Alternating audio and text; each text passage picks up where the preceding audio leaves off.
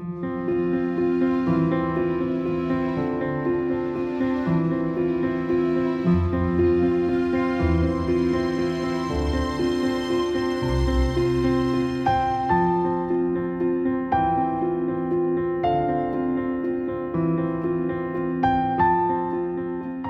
22دا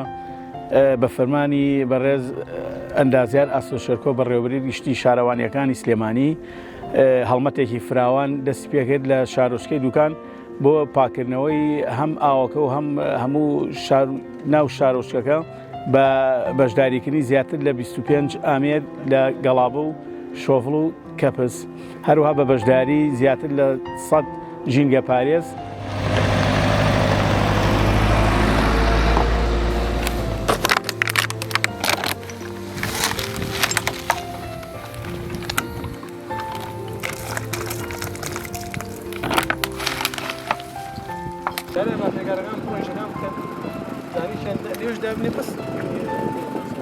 ئەمڕۆ لە درێژی چالاکیەکانی هەڵمەتی ژینگەی کە ماوەی هەفتەیەکە دەستمان پێکردو لە بەڕێوەبەری گشتی شارەوانیەکان لە بەشی ژینگەوە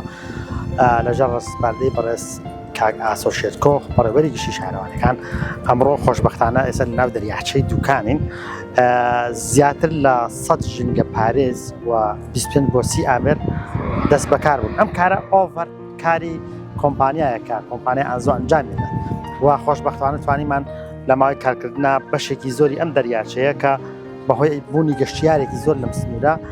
پاک بکرێتەوە و لەناو سنتەری شاریش کار بدێت و بەرنامەیەکی نوێ خرێتە کارەوە کە بە تەواوەتی بەشی ژینگە ڕاست پێراوە و کارە کە تەمرەکان و ئەو شوێنانەی کە داپۆشتنی خۆڵ و خاشاکی تیا ئەنجامەدرێت بە شێوازێک و سیستەمێکی نوێ کاری تیاکرێت و ئەکرێت بەسێت.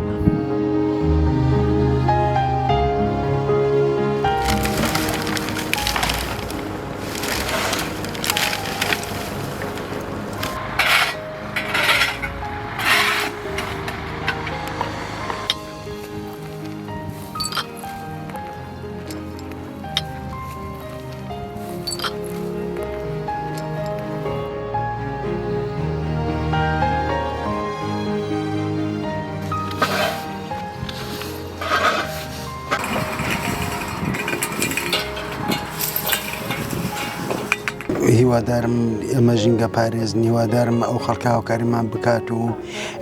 شل فرە نەدا لە شوێنی خۆیدا یامە خود بیخاتە ناحایەوە و هاوکاری ئەمەش بکەن، ئێمەش هاوکاریان قەزای دوکان شوێنێکی گەشتیاریە دەبێت بە هەموو لایەک بپارێزرێ، هەر هەمومان بیپارێزین وەکو سای خۆمان، بەڵام بەداخەوە زۆر پیسی دەکەن و هیوادارم وانە بن ئینشاءڵڵا.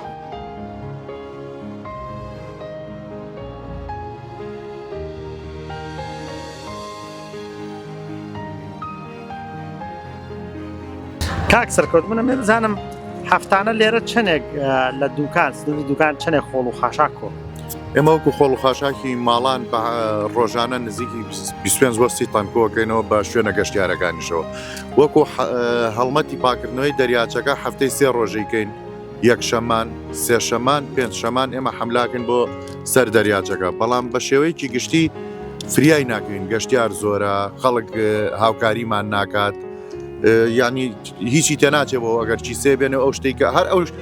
چیسەی کە شتەکانی تیاکڕیوە شتە پاشماوەکان بخاتەوە ناوی بۆ ئێمە زۆر هاوکارە بێت. ئەو ئاسەنگ و مەترسیانەی کە زیاتر تووشتانە بێت لە کارکردناچێ؟ وڵی ئاسەنگ و مەترسیەکان خەڵک هاوکارمان نییە، جارجار ئەچن بە ژینگە پارێزەکانمانە بەجددی خەڵک هاوکارمان بێ ئێمە شەکانمان زۆرە چێ بەڕێوە، ینی بوونی کۆمەڵی کێشەوە، بەڵام کێشەکانمان ڕێکە بێتەوە ئەگەر خەڵک هاوکارمان بێت. هەموو کێشەکان لە هاوکاری خەڵکا خۆی بینێتەوە. ئەم پرسیارێکی دەبم لەسەر ئەم پلانە جار بەجار ناو بە ناوانەی کە ئەنجام دەدەین 100 ژینگە پارێز 150 چەندین ئامێر لێک کاتاکێنە شوێنەکە چ کاریگەری؟ بەجددی کاریگەریەکی باشیە، تۆ لەکوێ بە 20 کەس ئیشکەیت لەکوێ بە 150 کەس ئیشکەیت، ئەنی 150 کەس ئیشی 10 ڕۆژەکە لە باتی تۆ بە 5 ڕۆژ بە 20 کرێکار بیکەی تۆ بە 1 ڕۆژ ئیشی 5 ڕۆژەکەیت، ئیشێک کارێکی زۆر باشەوە داوا لە بەڕێوەبەرایەتی شەکەم، ینی ئەشانێ شوێن هەیە ئەولوێتێکی تایبەتی بۆ دانێن وەکو دوکان بە جددی کرێ ژینگە پارێزی کەمە.